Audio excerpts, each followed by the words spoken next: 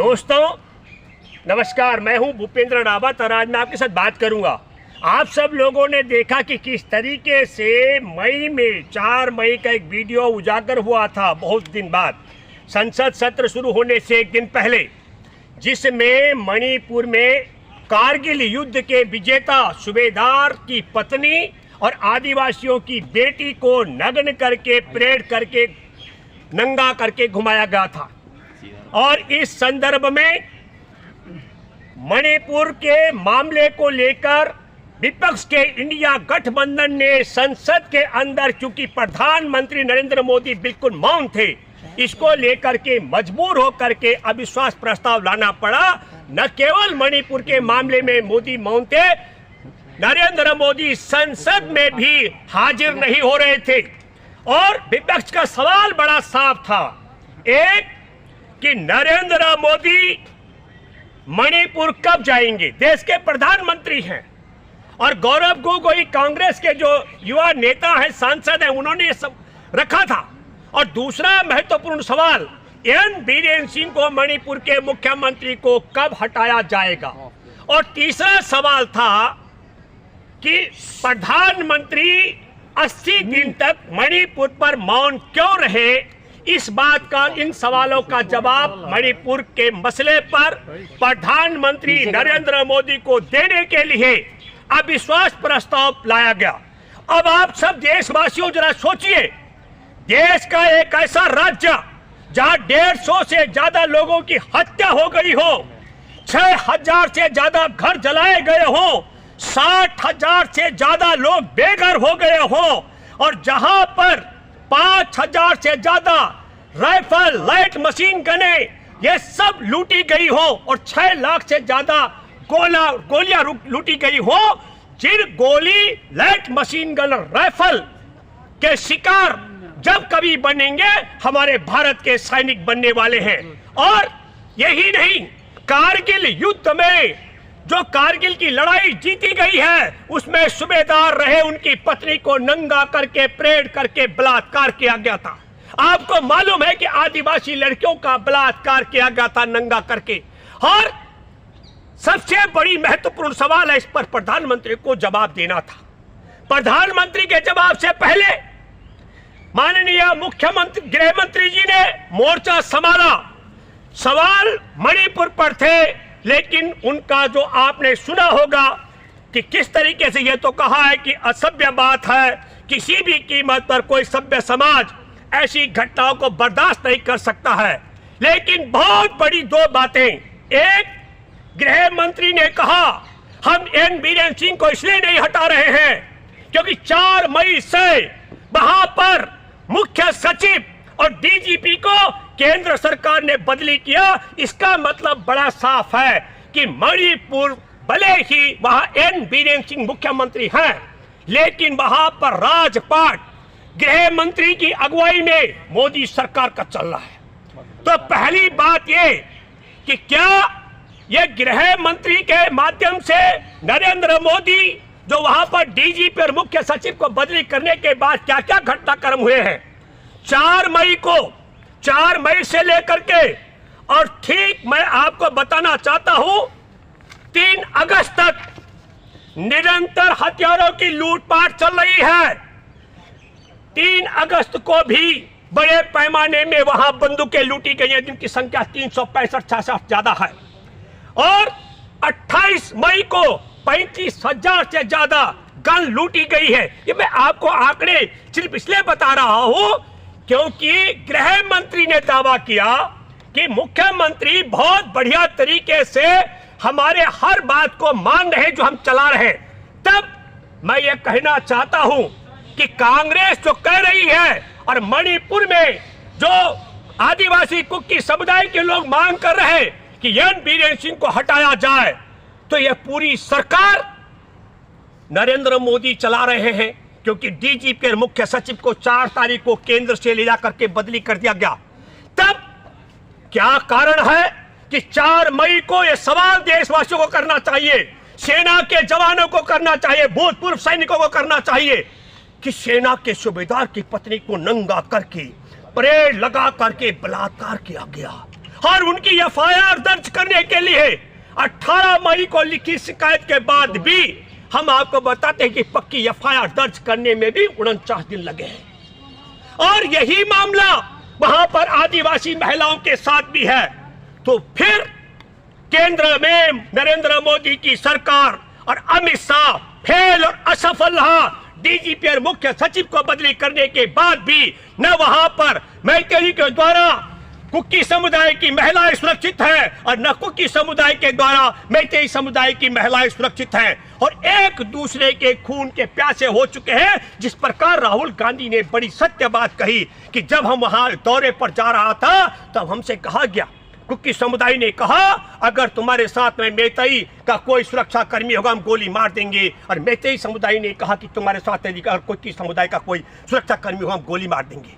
लेकिन सबसे बड़ी बात ये सोचने की है कि इन्हीं की मर्जी का मुख्य सचिव और डीजीपी लगने के बाद भी आज भी वहां हथियारों की लूटपाट जारी है और मुकदमे दर्ज करने में कोताही जो हो रही है वह आप सबके सामने है। एक और सवाल उठाया गया वो है कलावती के विषय में, जिसके घर पर 2008 में राहुल गांधी रुके थे। कलावती के दामाद ने तब आत्महत्या की थी। मैं एक आपको मेरा आर्टिकल था मैंने लिखा था और उसका हेडिंग है दैनिक भास्कर में, किसानों को सूदखोर के चंगुल से कौन बचाएगा। मैंने इसमें कलावती का पूरा जिक्र किया था और तब वहां के मुख्यमंत्री से लेकर के देश में प्रधानमंत्री मनमोहन सिंह जी का भी जिक्र किया था। और इस कलावती का आर्टिकल मैं इसलिए दिखा रहा हूं उनके विषय में, उसके दामाद संजय की आत्महत्या के बाद मैंने ये लेख लिखा था। मैं ये कहना चाह रहा हूं कि क्या तुलना कर रहे थे गृह मंत्री मणिपुर में, जहां सेना के सूबेदार की पत्नी को नग्न करके परेड लगाकर बलात्कार किया गया हो, जहां पर पुलिस के रिजर्व पुलिस से लेकर तमाम पुलिस बटालियन के हथियार, लाइट मशीन गने और गोली बारूद वहां लूटी गई हो, जिसका शिकार गारंटी के साथ में हमारे सेना बनने वाली है। किस प्रकार के दस्तूर की बात गृह मंत्री कर रहे हैं। वहां पर मणिपुर की पुलिस असम राइफल के खिलाफ मुकदमे दर्ज करा रही है और कुकी समुदाय के लोग कह रहे हैं असम राइफल सिर्फ नाम है, उसमें असम के लोग नहीं पूरे भारत के लोग असम राइफल में भर्ती होते हैं। जो लोग सेना के विषय में जानते होंगे, मैं सैनिक परिवार से हूं इसलिए दावा कर रहा हूं। और कुकी समुदाय के लोग कह रहे हैं कि असम राइफल रहनी चाहिए। तब ये बात जो राहुल गांधी ने कही कि एक दूसरे के खून के प्यासे हो गए हैं, वहां पर एक मणिपुर में 2 समुदायों के 2 हिस्से कर दिए गए। लेकिन इसके पीछे की क्रोनोलॉजी को समझना पड़ेगा। क्या क्रोनोलॉजी है? एक बड़ी रिपोर्ट आ रही है कि 6 जिलों की 66,000 हेक्टेयर जमीन अदानी को पाम ऑयल के उत्पादन के लिए दी जानी है, जिस पर कुकी समुदाय के लोग रहते हैं। तो क्या यह षड्यंत्र तो नहीं है कि अदानी को उस जंगल के इलाके को दिया जाना है जहां आदिवासी रहते हैं, जहां उनकी जीविका चलती है, और उस जमीन को छीनने के लिए मैतेई को कुकी से मैतेई से लड़ाने का क्या षड्यंत्र तो मोदी सरकार नहीं कर रही है? एक बड़ा कारण यह हो सकता है कि नरेंद्र मोदी इसीलिए मणिपुर नहीं गए। यही बड़ा कारण हो सकता है कि अदानी के चहेते नरेंद्र मोदी 80 दिन तक मणिपुर पर मां नहीं बोले। यही कारण हो सकता है कि अविश्वास प्रस्ताव के बीच में 90 मिनट तक जब एक शब्द मणिपुर पर नहीं बोला, विपक्ष ने बहिष्कार किया, उसके बाद मणिपुर पर 4 मिनट बोले और 4 मिनट में भी क्या बोले? हे मणिपुर की मां बहनों, ये सदन और पूरा देश आपके साथ है, एक दिन शांति का सूरज जरूर उगेगा। लेकिन यह नहीं कहा कि जो हथियारों की लूट हुई है उस पर नरेंद्र मोदी की सरकार क्या कर रही है, क्योंकि डीजीपी और मुख्य सचिव भी नरेंद्र मोदी की सरकार के इशारे पर गृह मंत्री ने वहां पर तैनात कराया। 6 लाख से ज्यादा गोली बारूद जो गोलियां लूटी गई हैं, उसके लिए क्या कर रहा है? जिन 800-900 दंगाइयों ने नग्न करके कारगिल युद्ध के लड़ाका सूबेदार की पत्नी को नंगा करके परेड निकाल करके बलात्कार किया, जिन्होंने 19 साल के और 56 साल के आदमी को उसके बेटे को इसलिए मार दिया जो अपनी बेटी और बहन की हिफाजत के लिए 21 साल की बेटी को नंगा परेड करने बलात्कार से बचाने का प्रयास कर रहे थे। उनके विषय में क्या करा जा रहा है। तब मैं ये कहना चाहता हूं कि ये जो तानाशाही रवैया आपने देखा किस प्रकार मिजोरम में भी हमारे देश में सेना पर भी राजनीति करने की बात आई है। 1966 का मैं जिक्र कर रहा हूं मेरे प्यारे देशवासियों, जो सेना में और सेना में रह चुके और सैनिक परिवारों से हो। 1966 में मिजोरम को स्वतंत्र मिजोरम जो वहां पर अतिवादी, या मैं कहूंगा कि उन्होंने स्वतंत्र देश घोषित करने की बात की थी, और उन आतंकवादियों का मुकाबला करने के लिए वहां पर सेना की मदद के लिए वायु सेना गई थी। और मैं ये कहना चाहता हूं कि नरेंद्र मोदी संसद के अंदर एक और बिलाव कर रहे थे, और वो बिलाव था भारत के 3 हिस्से के। ये देश के साथ गद्दारी है। भारत के 2 हिस्से हुए थे, पाकिस्तान और हिंदुस्तान। और बधाई देना चाहता हूं, इंदिरा जी ने 1971 में पाकिस्तान के 2 हिस्से किए, और मोदी ने दावा किया था कि मैं बांग्लादेश के गठन के समय रहा हूं। तो नालायक आदमी एक तरफ बिलाव करता है कि पाकिस्तान के 2 टुकड़े क्यों कर दिए, और दूसरी तरफ कहता है कि मैं तो उसका साक्षी रहा हूं। मैं एक और आर्टिकल आपको दिखाता हूं, मेरा कल्पतरु में प्रकाशित हुआ था। ये मैं 30 जुलाई 2014 का है। ये आर्टिकल मैं आपको इसलिए बताना चाहता हूं कि हमारा देश, आप सब लोगों को सोचना चाहिए, और मैं दावे के साथ मैं कह सकता हूं, जो एनडीए में नरेंद्र मोदी की सरकार में जो मंत्री शामिल हैं, उनकी कोई हैसियत और औकात नहीं है। हर काम नरेंद्र मोदी करते। नरेंद्र मोदी इस पूरे देश को एक मोबाइल से संचालित कर रहे हैं। एक मोबाइल से पूरे केंद्र के मंत्रियों के सचिवों की मीटिंग बुलाई गई, और उस मीटिंग में देश के केंद्र के सभी मंत्रालय के सचिवों को अवगत कराया गया, और जो संदेश उस मोबाइल के माध्यम से जाता है, केंद्र में बैठे सरकार के सचिव उसी फाइल को, उसी काम को करते हैं। जैसे जरा आप मुझे बताइए कि जब 15 जून 2020 को हमारे देश में गलवान घाटी में जवानों की हत्या कर दी गई थी, उसके बाद क्या क्या बोलना है। जवानों की चिताएं जल रही थी, और जवानों की चिता जल रही थी, और देश का प्रधानमंत्री चीनी बैंक से 75,000 करोड़ अमेरिकी डॉलर का कर्जा ले रहा था।